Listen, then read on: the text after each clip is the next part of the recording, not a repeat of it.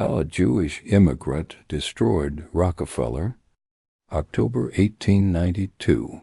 A single ship cuts through the Suez Canal, carrying 4,000 tons of Russian kerosene in its belly. Most people think this is just another cargo vessel. They're wrong. This ship is a financial weapon. It's about to collapse the most powerful monopoly the world has ever seen. John D. Rockefeller controlled 95% of global oil. He owned the refineries, the pipelines, the railroads, and the politicians.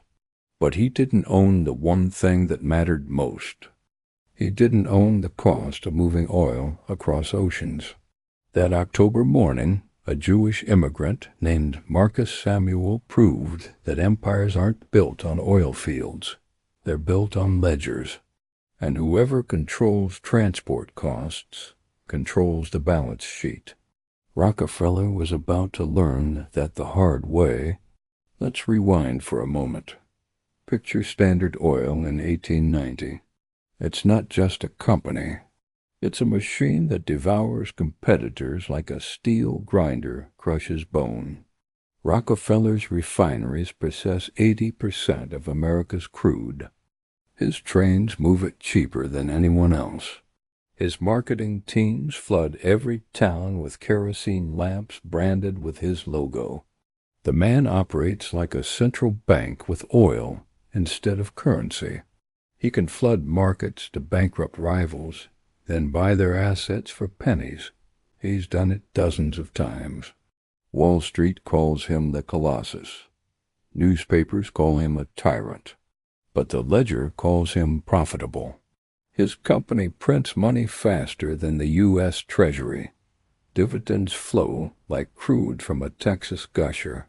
Shareholders worship him. Politicians fear him. But monopolies have a fatal flaw. They optimize for control, not efficiency. Rockefeller squeezed every supplier, every railroad, every distributor, until they bled. It worked domestically, but overseas his system was bloated and slow. Standard Oil shipped kerosene in wooden barrels. Each barrel cost money to build. Each barrel leaked. Each barrel required manual labor to fill and seal. Then those barrels traveled by rail to ports, then by ship across oceans.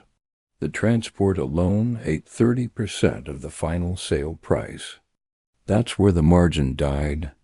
Rockefeller didn't care because he had no competition. Until Marcus Samuel looked at that 30% and saw an opportunity. He saw the one place Rockefeller was vulnerable. The balance sheet doesn't lie. Whoever cuts transport costs wins the market. It's not about oil. It's about arithmetic. Marcus Samuel wasn't born into wealth. His father was an Iraqi Jewish immigrant who sold seashells in London. Yes, actual seashells. Tourists bought them as souvenirs.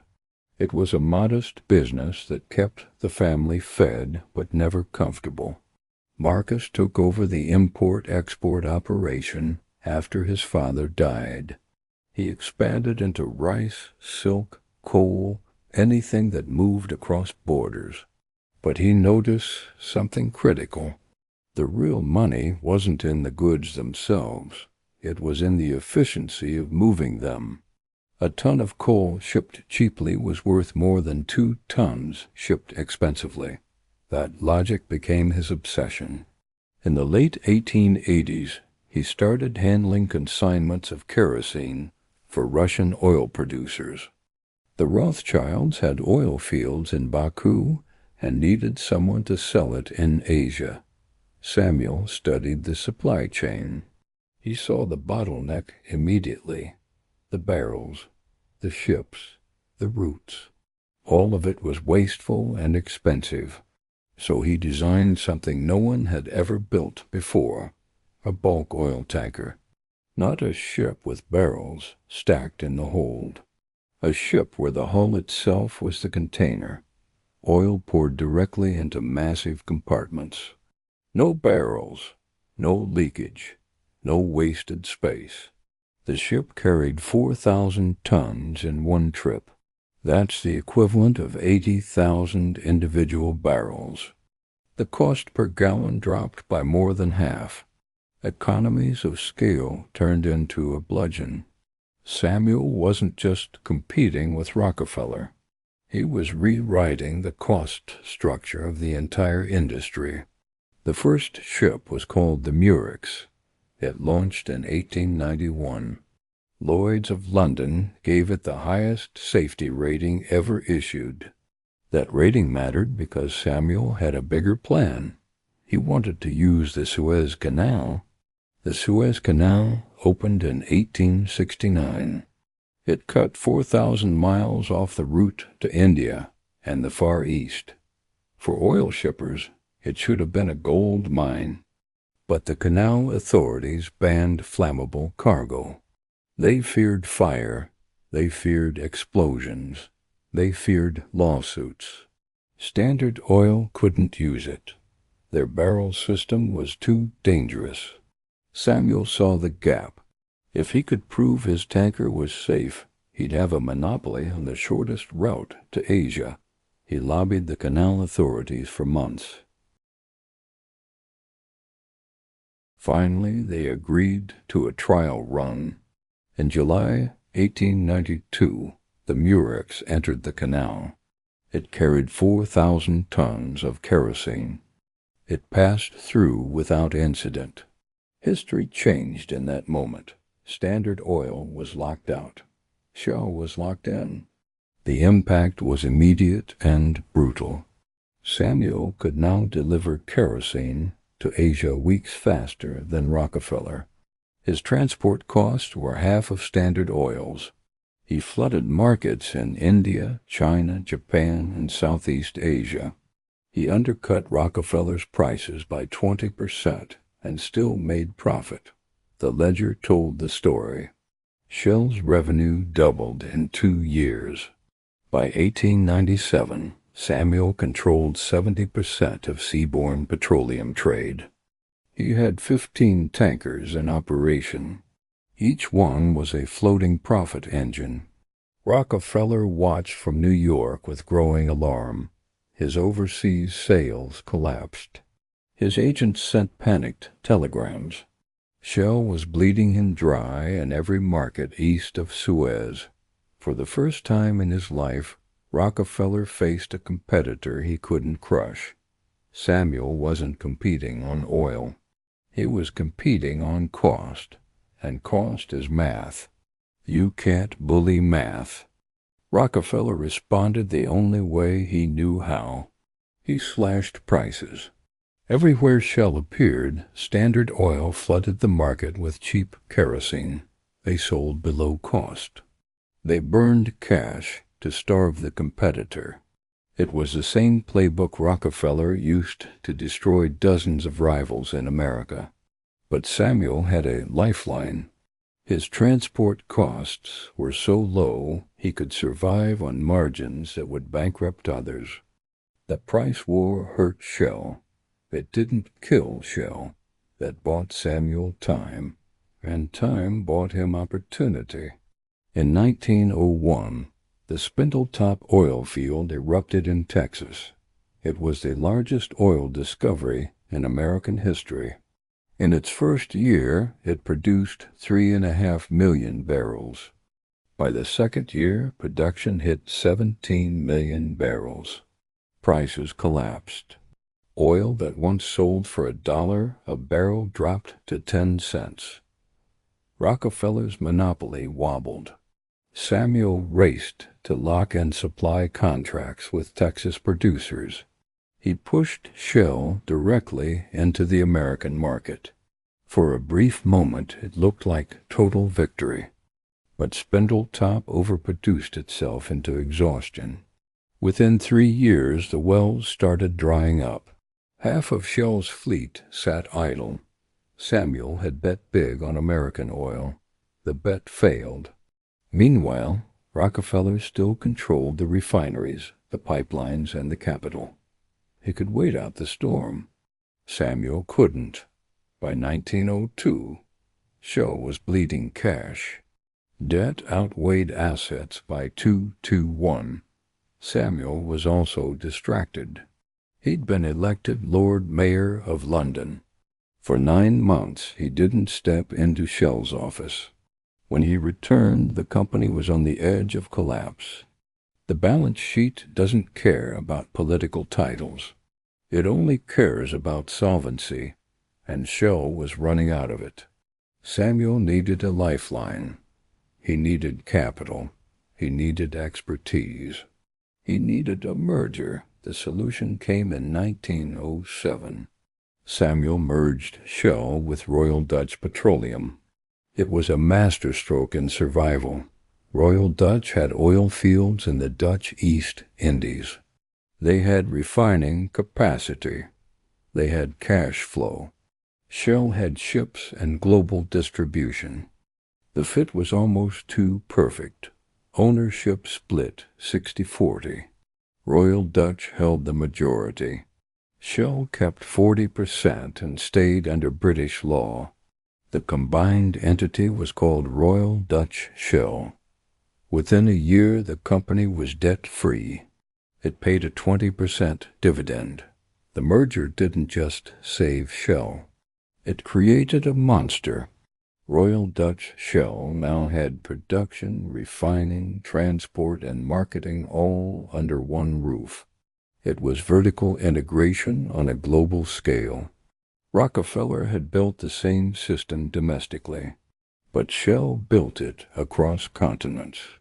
The new company controlled oil fields in Russia, the East Indies, Venezuela, and Mexico. It had refineries in Asia and Europe. It had hundreds of bulk tankers.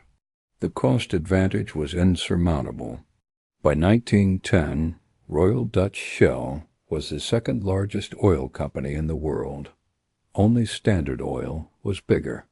But Standard Oil was crumbling under legal pressure. The U.S. government had finally decided to break the monopoly. Antitrust lawsuits piled up. Journalists exposed Rockefeller's tactics. Public anger reached a boiling point.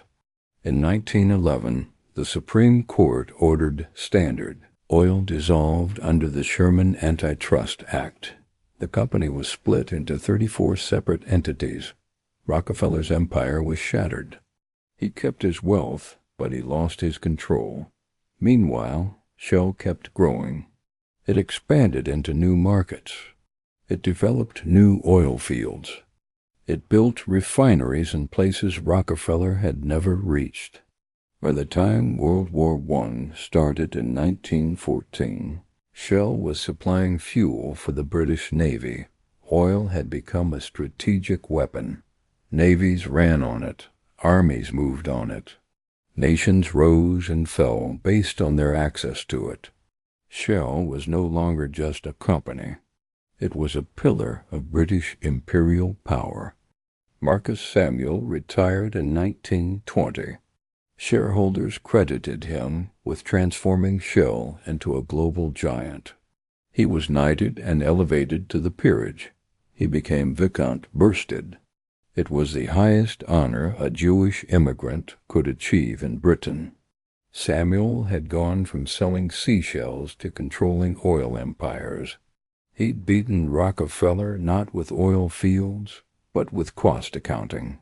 He'd proven that logistics could defeat monopolies. The ledger had won, but the story doesn't end with triumph. It ends with a shadow so dark it rewrites everything Samuel built. Because decades after he died, the company he created collaborated with one of history's greatest evils. Royal Dutch Shell worked with Nazi Germany, and that collaboration killed people. In the 1930s, Shell operated refineries across Europe. When Hitler rose to power, Shell didn't pull out. It stayed. It adapted. It negotiated. Shell's German subsidiary was called Renanio ASAG. Its Austrian branch was called Shell Austria. Both operated under Nazi control during the war, and both used forced labor. Thousands of workers were taken from Poland, the Netherlands, France, and the Soviet Union. They were civilians. They were prisoners. They were slaves. Shell's refineries became labor camps. The workers lived in filthy barracks. They received starvation rations. They worked 12-hour shifts under armed SS guards. They weren't paid. They had no rights. Many of them died, Shell knew. The company's executives received reports. They signed off on operational budgets. They approved supply chains. The refineries kept running. The profits kept flowing. The balance sheet stayed healthy. Shell also helped Nazi Germany create Deutsche Gasoline. It was a state-controlled fuel company designed to manage gasoline distribution for the war effort. Shell shared ownership with IG Farben. That name should make your blood run cold. IG Farben was the chemical conglomerate that produced Zyklon B. That's the poison gas used in concentration camps. Shell was in business with the company that manufactured industrial genocide. Let that sink in for a moment. Marcus Samuel was a Jewish immigrant. His family fled persecution. He built Shell as proof that outsiders could succeed. And decades after his death, his company became complicit in the machinery of the Holocaust. The irony is almost too cruel to process, but it reveals a deeper truth about corporate power. Companies don't have morals. They have balance sheets. When survival or profit is at stake, the ledger becomes the only guide. Ethics become optional. Humanity becomes a cost. After the war, Shell faced investigations. Governments demanded answers. Survivors filed lawsuits. Shell paid some settlements. It issued apologies. But it never fully acknowledged the scale of its complicity. The company argued it had no choice. It claimed Nazi authorities controlled everything. It said local managers made decisions without approval from headquarters. These are the same defenses every corporation uses when caught. They deflect. They compartmentalize. They hide behind legal structures. But the evidence is clear. Shell profited from forced labor. Shell worked with IG Farben. Shell helped fuel the Nazi war machine. Those are facts, not opinions. They exist in documents, in testimony, in the historical record. You can't erase them with public relations. You can't offset them with charity. The stain is permanent. So what do we do with this? How do we reconcile Marcus Samuel's genius with Shell's darkness? The answer is uncomfortable. We recognize that systems outlive their creators. Samuel built Shell to compete with Rockefeller. He built it to survive. And survival became the only value that mattered. When he died in 1927, he left behind a machine optimized for profit and growth. That machine kept running. It didn't ask moral questions. It asked financial questions. Can we extract oil here? Can we refine it cheaper? Can we sell it for more? When the Nazis came to power, Shell answered those questions the same way it always had. Yes, yes. The ledger didn't care about ethics. It cared about returns. And returns kept flowing. This is the real lesson of Marcus Samuel's story. He proved that immigrants could build empires. He proved that innovation beats monopolies. He proved that logistics and cost accounting can reshape industries. But he also proved something darker. Once you build a machine designed only for profit, you lose control of what it does. Samuel destroyed Rockefeller's monopoly. But he created something that became just as ruthless. Shell didn't need a villain to commit atrocities. It just needed incentives. It needed markets. It needed quarterly earnings. The rest happened automatically. Bureaucrats signed forms. Managers optimized operations. Engineers improved efficiency. And people died, not because anyone intended it, but because the system didn't care. Today, Royal Dutch Shell is one of the largest companies on Earth. It brings in more than $300 billion in revenue every year. It operates in more than 70 countries.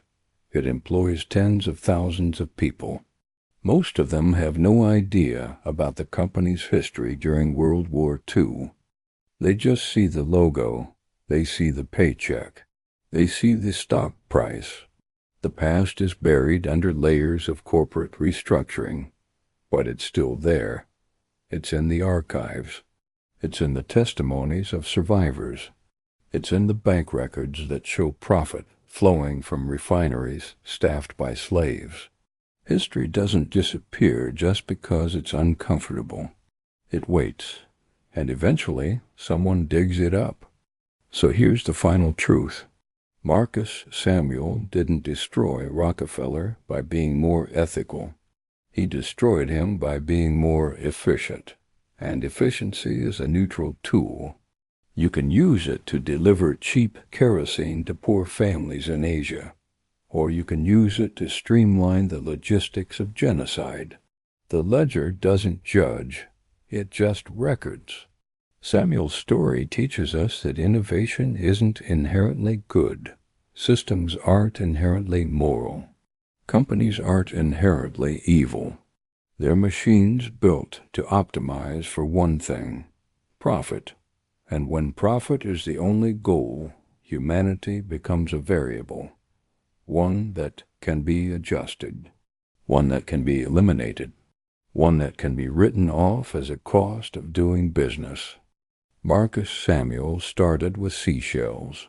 He ended with an empire, but empires don't stay in the hands of their founders.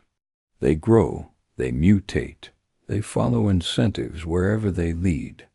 Sometimes they lead to prosperity, sometimes they lead to innovation, and sometimes they lead to collaboration with evil.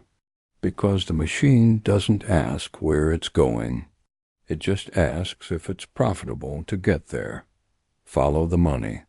It always tells the truth, and the truth is often uglier than we want to believe.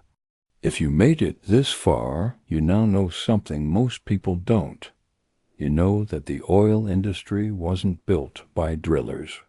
It was built by accountants. You know that monopolies don't fall to armies. They fall to better balance sheets.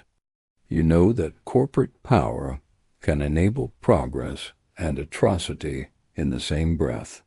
These are the lessons history tries to bury. But you can't bury the ledger. The numbers always survive.